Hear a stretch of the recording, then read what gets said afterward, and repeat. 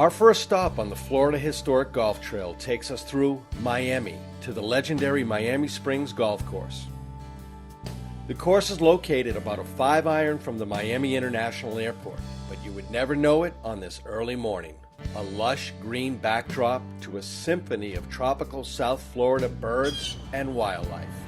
Sit back, we're about to take flight at the Miami Springs Golf Club. Oldest golf course in Miami, Florida, built in 1923. I worked for the PGA Tour Tournament Players Club division, and we built a lot of golf courses for golf course communities. This is probably one of the original that ever was thought of, was a golf course community, and it stayed that way, and it's withstood the test of time. This club is steeped in history, a true original, a golf community from another time that has put its stamp on the history of golf in America.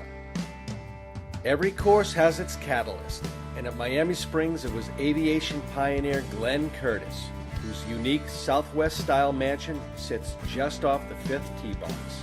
Where did you get that at? No, where did you get that?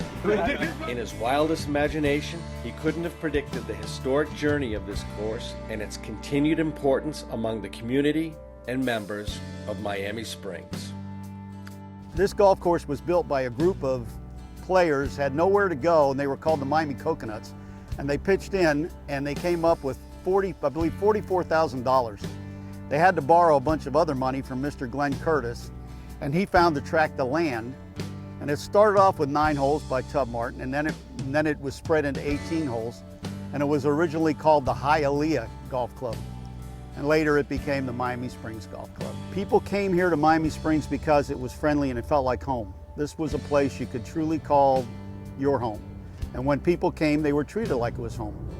And they could have played anywhere else. The baseball players and all the other players could afford to play anywhere else in Miami they wanted to play. In golf courses that were in a lot better condition, but they chose to play here. And we're glad they did, because it contributed to the history of this golf course and this city and the city of Miami in general.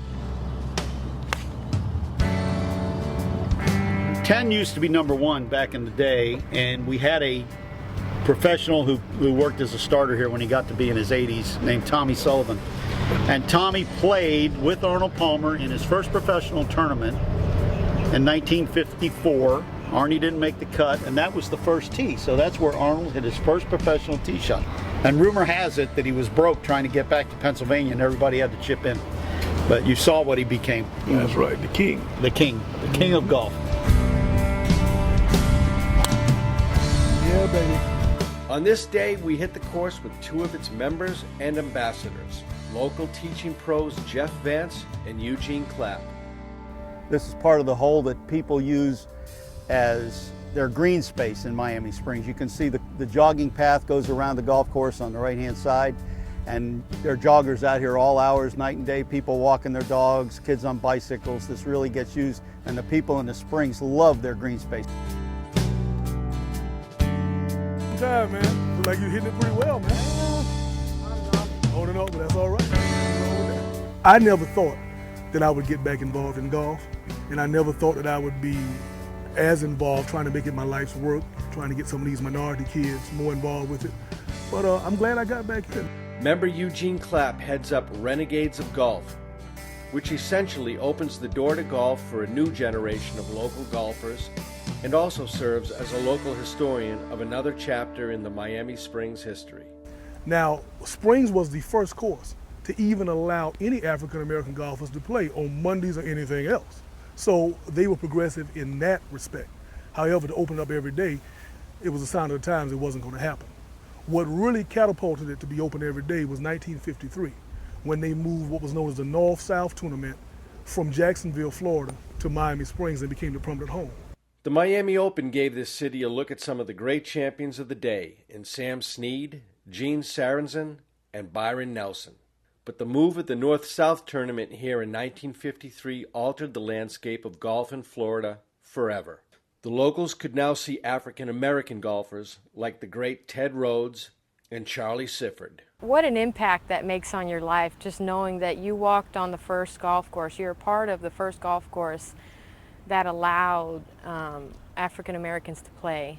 That to me is in Florida. That to me is just, it's just priceless information.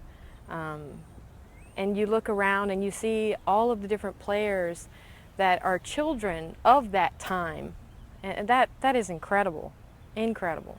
Miss Lori Bland needs special recognition because she has turned this place into a rundown old lady into a grand old dame, because it was in bad shape 3.5 years ago when she came here, and it's now night and day. It's a beautiful place to play. The conditions are great. You saw the conditions of the greens. The greens are immaculate. They're as good as any resort course you're going to find.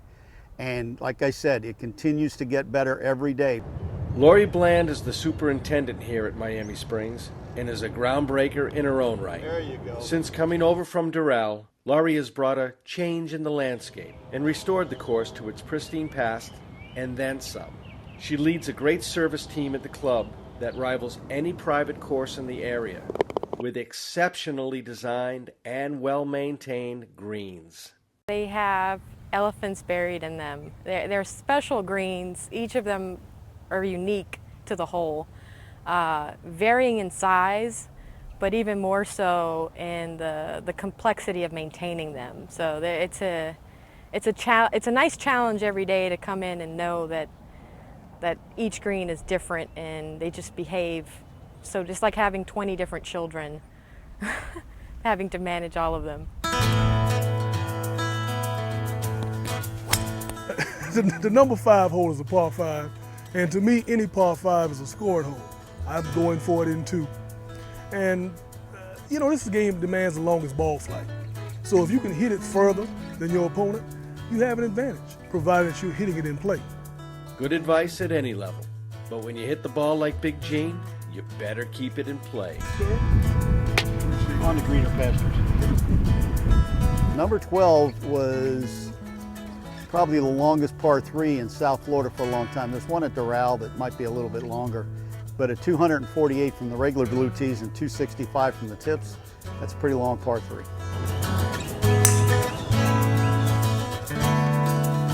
Another great par 3 on the back 9 is number 16, and that's actually our signature hole, which I think is the prettiest hole on the golf course. It takes a precise iron, and the green has an awful lot of slope, and it's pretty small considering that the other greens in Dade County are about maybe a third bigger than every green here.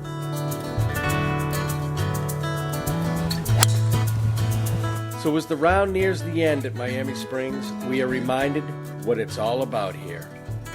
A great finish to a wonderful course. One is reminded of the many historic walks taken down this 18th from its storied past. But it's the general friendliness of this place, old school and millenniums alike, golfers having a great time, sharing a few laughs, and making a few putts. Oh! Uh-oh! Yeah, there it is. Look at that! Look at that!